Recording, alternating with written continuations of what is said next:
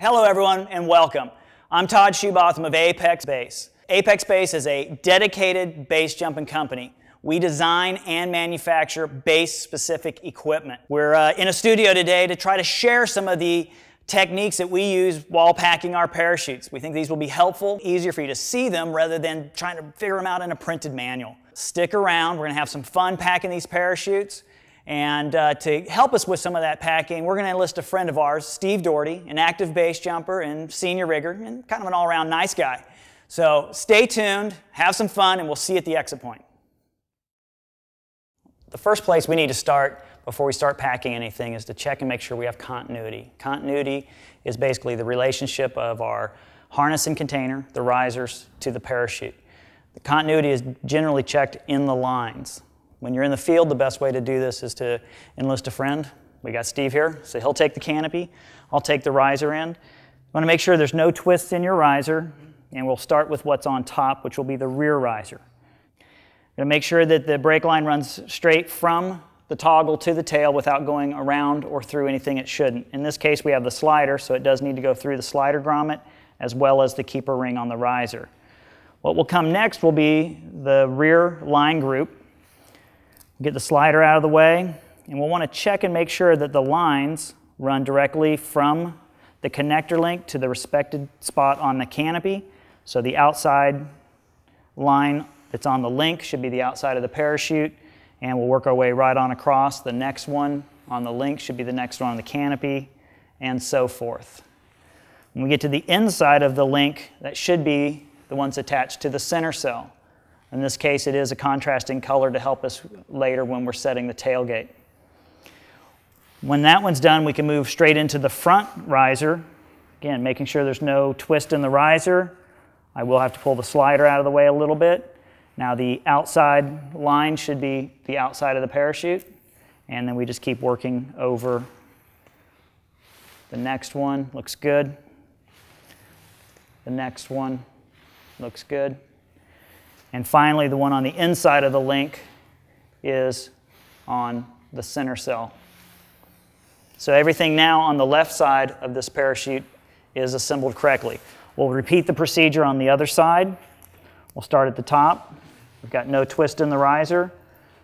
The control line goes through the keeper ring and through the slider when it's in place. Scoot the grommet down a little bit. Outside link goes to the outside line. It's on the outside of the link and goes to the outside of the parachute. Then the next one over, the next one, and finally the inside line that's on the inside link goes to the center cell. So now we've got the control line, the rear riser, and we'll move on to the front riser.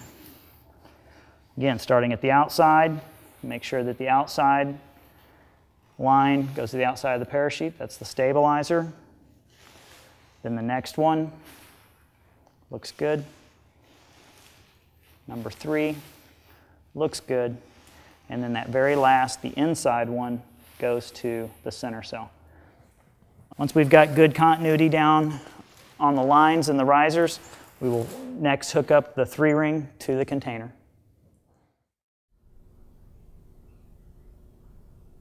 Assembling the 3-ring is a very important part of the parachute assembly.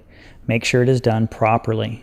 We'll take the harness ring with 1 ring from the riser passing through it, then the smaller ring through that mid-ring, the white loop through the small ring, the white loop through the first grommet on the riser, the white loop through the second grommet on the housing, and finally passing the yellow cable through the white loop. The excess cable will then pass into the channel on the riser. Repeat for the other side. Harness ring, base ring of the riser, small ring of the riser. The white loop comes through the small ring only. White loop goes through the riser grommet and then through the housing grommet. The yellow cable will slide through the white loop, and then the excess cable stowed in the channel. These must be assembled correctly. Harness ring, base ring of the riser, small ring of the riser. The white loop comes through the small ring only. White loop goes through the riser grommet and then through the housing grommet. And finally, passing the yellow cable through the white loop. The excess cable will then pass into the channel on the riser. This is the bridle assembly with pilot chute. We'll take the bridle. We need the pinned end of the bridle first. There's a loop, and we also need the canopy bridle attachment. We'll take the bridle, pass it through the metal ring, open the loop, and now grab the bridle through that loop and pull it through. This will create, when done, a lark's head knot around the metal ring. Make sure it's the pinned end of the bridle that went to the canopy. On the other end, we will attach the pilot chute. The pilot chute has a couple different things we want to look for. We want to make sure that we're passing the bridle through the cross tapes as well as the loop created in the base of that center line. So find that spot, get the loop through there, and now pass all the pilot chute through the loop. Again, when this has all been completed, it will create a lark's head knot. Tighten that up, and you're good to go.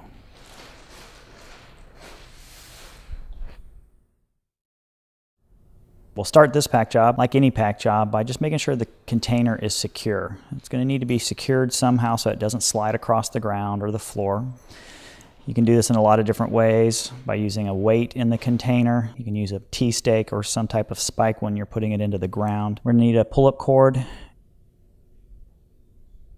On this particular pack job, we're going to use 6 clamps.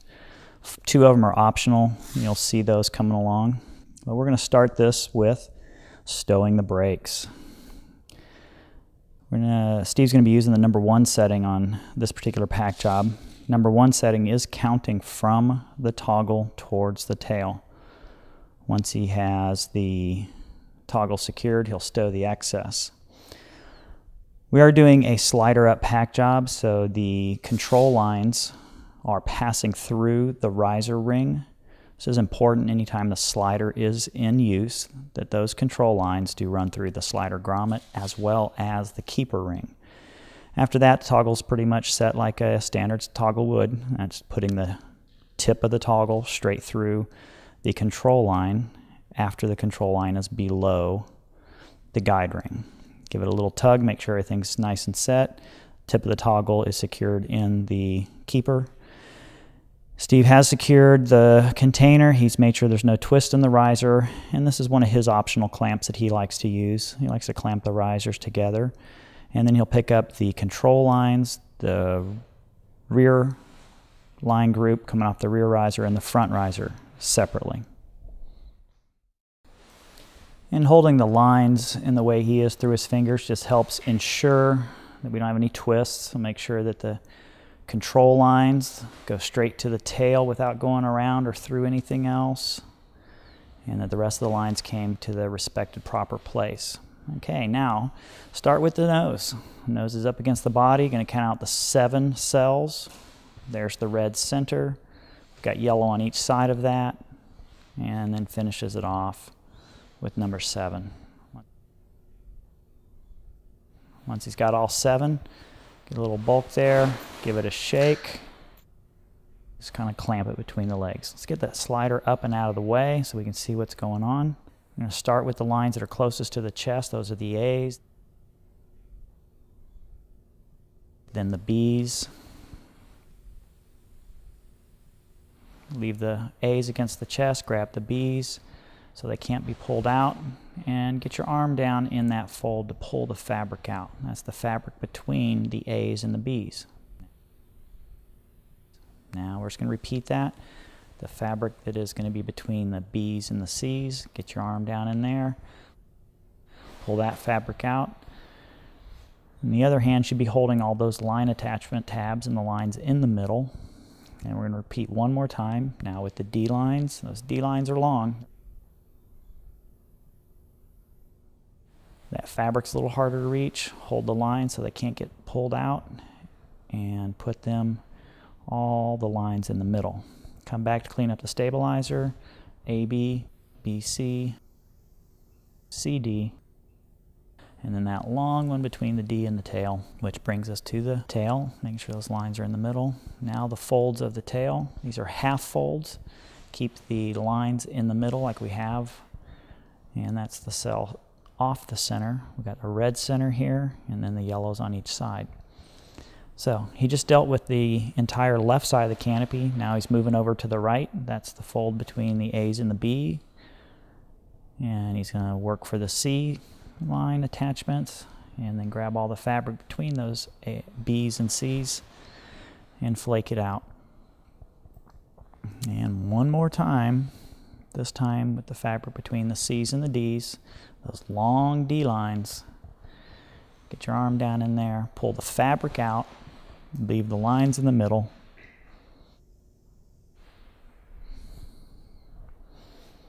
Come back up to the stabilizers, AB, BC, CD, and that long D to tail stabilizer. It's kind of small, but it's really long. It gets us to the tail itself.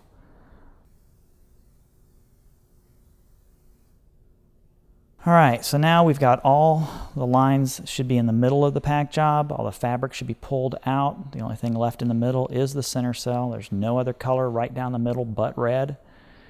And straight back to the nose. Going to do 3 cells off to one side, 3 cells off to the other. Obviously right stays to the right and the left stays to the left. What's left in the middle is that red center cell. Get the arm underneath, lift it up, and lay it down. Now he lays it down, he's going to pull his arm out and away from the container. This will pull all the slack out. And that's the extra clamp that Steve likes to use. It's basically clamp number 6. We're going to start with everything at the bottom of the stack and work our way up off the floor, and that's the nose. Back at the nose, holding the top surface, pulling away from the container. Those are the 3 cells that are on the left-hand side. And now we're going to do the next fold. That's the AB fold. And we've got some packing tabs up here that we're going to put in the middle.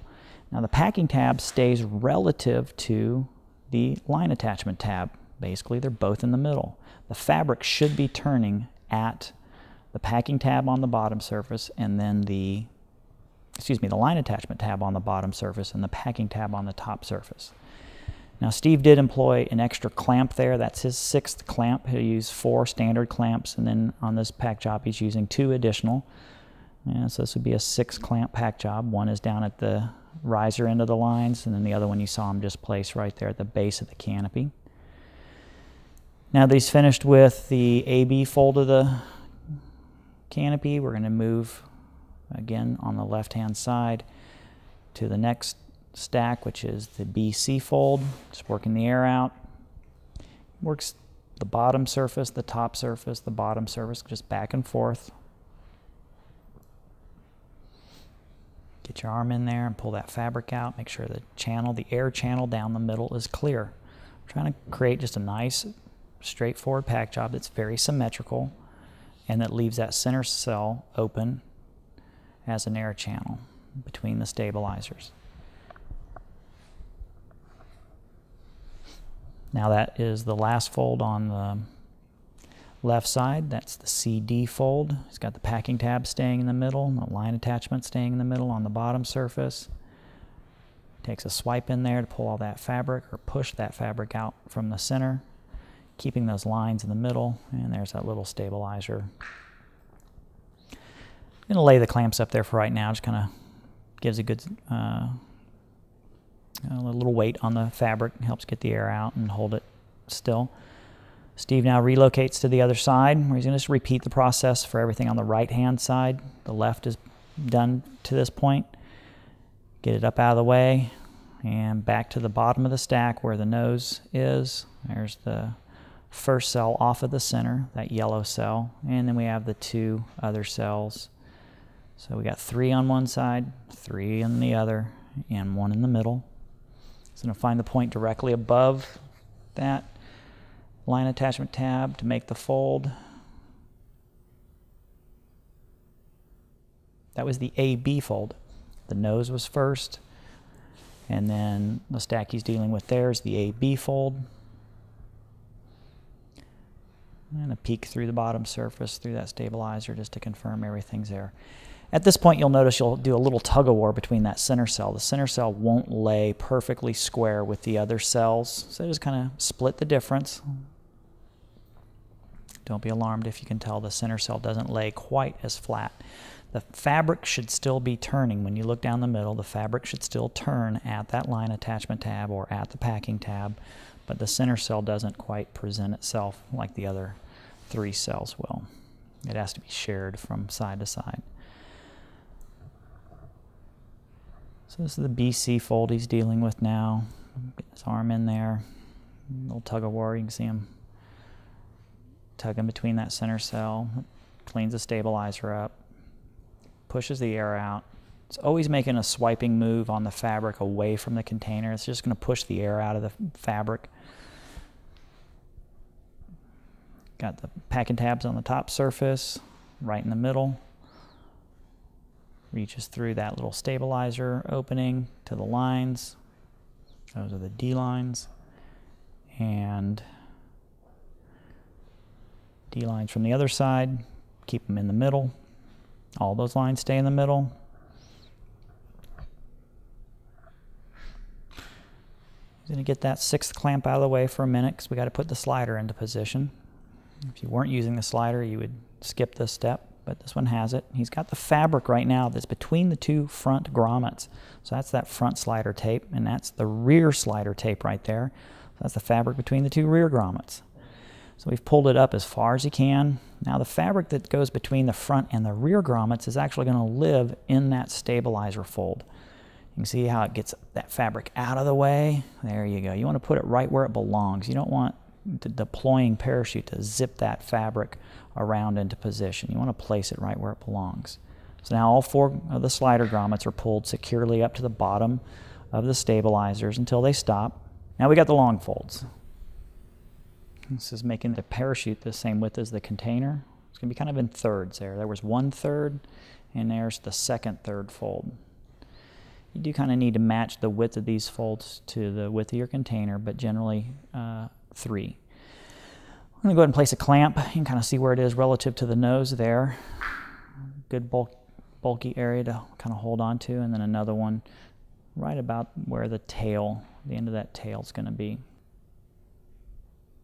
Okay, those long folds are done. Now we move into the tail. This is flaking the tail. Some of these folds here will have a line attached to it, some of them won't. But regardless if there's a line, we want to make sure that the seam is in the middle of the pack job. There's going to be 2 different seams. There's a flat seam and a load-bearing seam. So these are actually half-cell folds you're doing here.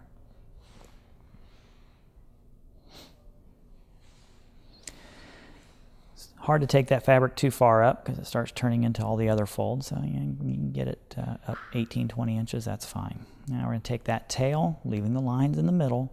We're going to take that fabric and wrap it around the long folds. Clamp it with the bottom clamp. Now just kind of cleaning up the top end just a little bit. Again, it gets tough up there. Just make it nice and clean. Keep the seams in the middle. Wrap it and clamp it. There's the center. We're going to repeat the same process on the other side. So that's the right side. We kind of took the right side a little further than the left. We're going to come back and get the left caught up. I'm going to start with just confirming that all the lines are in the middle, and then those long folds. There's 1 long fold, about 1/3, and get another long fold in there that will pretty much be towards the center, or always towards the center, but pretty much at the center is where it will finish. We do like the grouping long folds rather than the individual long folds. The grouped long folds do a much better job of lifting the entire canopy as one package out of the container. You can see that top clamp is relative to the nose there, and we get right into the tail. These are, again, half-cell folds at the tail, leaving the seam in the middle, pulling that fabric out. Some of these seams will have a line attached, some won't. Pull the half cell fabric out, and we're going to go until we're about a half cell off that center cell. So you can see it's only going to include about half of that yellow cell, which is the one right off the center. I'm going to wrap it around the entire pack job, the entire AB folds and BC folds. The only thing we're not including in this is the nose itself. You can see how the nose is still kind of protruding out on each side. Clean that fabric up, make a group fold, put it in the clamp.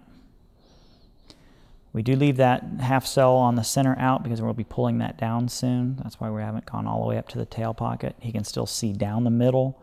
It's confirming that all the lines are staying in the middle, always pulling away from the container. Each one of those tugs he was pulling away, keeping the lines nice and taut. Made sure the slider is all the way up. Hold those D lines as you pull the tail pocket down. If you're not holding those Ds, they will tend to spread and they'll get a little wide on you, and you really want to leave all those lines in the middle. Tail pocket's now even with the bottom of those stabilizers. Kneel on it, pull a little bit of that center cell out, and start. You can see how he's reaching through it. He's actually got his hands on the D line there. You can feel right through the fabric. It's a handy process. You'll do that at the stabilizer sometimes, but you can definitely do it right there. He's got that tail. He's going to wrap it around the entire package of AB folds. Again, does not include the nose. We can still got the nose sitting out there, but he will clamp the nose at this time as well. And a little further, about to where his knee is. He's going to take a little bit beyond that. Wrapping it around the entire pack job. Tuck it in there, work that air out. And now a little folding tuck on that nose. And again, now the nose is included in that clamp. So you can really see how that nose is staying separate from the rest of the package. It's down there on the ground. We got the red on top. Just going to repeat the process on the other side. Going to wrap that tail around the entire package. Got the clamp out of the way, wrapping it around the entire thing. We're aiming pretty much for the width of the tail pocket at this time. If you got a larger container, larger canopy, it could be a little bit wider, but going to the width of the tail pocket's generally a good idea. Work the air out.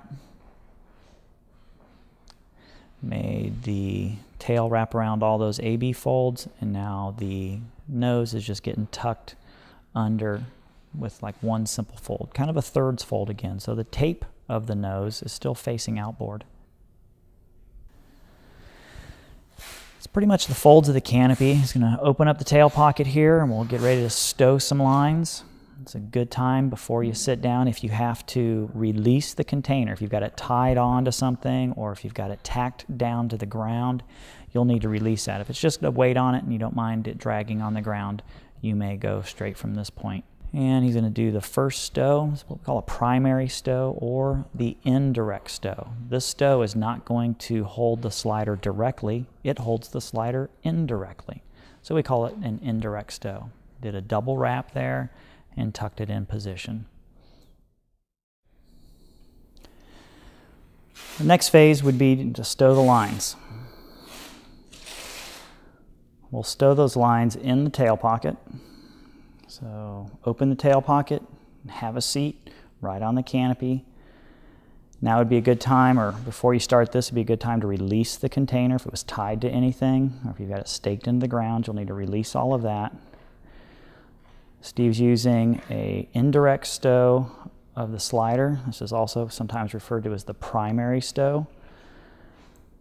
It's a rubber band that's placed around a bite of line. Usually that bite's 2 to 4 inches. And it'll help prevent the slider from coming down too early.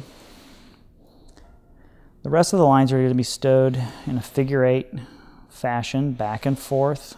It has a slight overlay of each fold from the previous one, working the way from the top of the tail pocket, which is closest to him, to the bottom. Do note that it's very important that all of those lines enter and exit the tail pocket through that center mouth area. There's a gap between the Velcro there. Now, mating the Velcro, you do want to start the mating of the Velcro from the corner. This will give it good even control across the bottom, then up the sides, or up the sides and across the bottom, whatever works for you. There's one side, now the other, again starting at the corner, working the way up. Make sure there's no lines that get caught in the Velcro as you're doing it. We want those lines to be able to move freely out of the tail pocket. So those lines enter and exit through the same spot. All the Velcro is closed. He's removed his number 5 clamp, and that's it. The lines are stowed. Okay, now that the lines are stowed, we'll work on getting the canopy in the container. Just to make it a little easier to see, we'll start by removing the packing mat. It'll make it a little easier for you to see what's going on the container. Steve's going to prep the top flap and risers here. He's going to kind of set the risers on top of the top flap there so they can go directly into the container. Now he'll hold the tail pocket with his thumb, kind of closing the mouth so that the lines don't just start coming out. He's going to work the tail pocket into the very bottom of the container. It's going to live right down there. You've got some room down in that bottom, so try to fill it up. If you've got dynamic corners, it's going to be a little different procedure. You have to more imagine where that corner is going to be at this phase, but right now we've got the sewn regular corners down there. He's going to make his very first fold directly above the tail pocket. Now, this is one version of how you can put the canopy into the container. It does put a lot more bulk at the bottom of the container, but there is room down there for it. We'll show you another version of closing, or excuse me, of how to fold the canopy into the container later in the video. But right now, he's dressing the nose. He's going to add the nose into the top clamps. Just making sure the nose is nice and symmetrical. He's now looking for the location of that second fold. He wants to keep the fold kind of long so that it really fills the bottom of that container. He'll come back and deal with all the stuff sticking out of the top of the container later. So he dresses that fold up a little bit.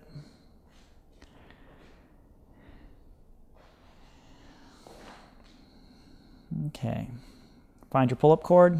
Let's put the pull-up cord in the bottom flap. It's a curve pin system. You should be used to this. It's going to remove the clamps on the right side of the canopy, or the right side of the container, and thread that pull-up cord through the bottom grommet since we're on closing the bottom flap first. You can close the top flap first or the bottom flap first. Slightly different technique. He's going to show us how closing the bottom works. Remove the other clamps from the other side. Now all the clamps are off. He's used the 4 primary clamps for controlling the canopy and then his 2 secondary clamps for line control. They're all off. Let's run the pull-up cord through the left side flap on the bottom and is going to pin that off. So find the bridle, make sure it's coming directly off the bridle attachment. Got a little caught up in a fold there, but just gotta kind of pull it through. If it's really snagging, you'll have to back up a little bit and see what it's hung on, but it'll just get caught in the fold sometimes. He's slid the curve pin through that bottom closing loop. He did use the bottom pin that's on the bridle, the one closest to the pilot chute. Now he's going to deal with the top of the parachute, the part that's sticking out. He's finding kind of the top of the container there, and he's going to tuck that into the side flap area. Now, depending on the size of your canopy and the size of the container, these folds might be moved an inch or two one direction or another. And this is a fairly big canopy for this particular container. We would call this a firm fit. It's not extra hard, but it is going to be a firm fit. So you can see how there's a fair amount of canopy working. He's having to work a little bit to dress it and to squeeze the air out, but it's not super difficult. Going to have the bridle come out the upper left-hand side of the container. Thread the pull-up cord through the right side flap. Dress it a little bit. Get it tight, get your knee on it if need be. Through the left side flap. Find that bridle and pin and close it.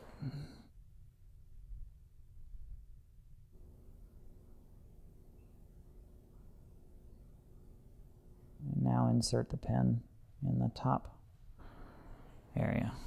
Get the pull-up cord underneath the pin so you don't burn the loop, and pull it out. Now there's a little Velcro on the top of that bridle. You want to make sure that's mated. It provides good slack, so in the event of a head-down deployment, there's plenty of slack for the pin to be pulled before it starts tugging on the bridle. Okay. And closes the side flap. Now just going to be a bit of dressing, again, because it's a firm fit. It's a little bit of dressing to be done. It's kind of tapping the canopy down to the bottom of the container. That's where most of the room is. Get it up off the shoulders and push it down. He works his way around to the front side where he's got the riser covers.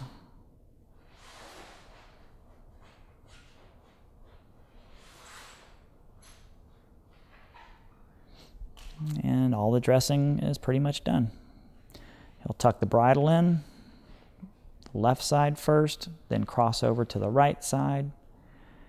And now the bridle will make its way down to the BOC. Make sure you count all your tools, whether that be the 4 or 6 clamps and pull-up cords.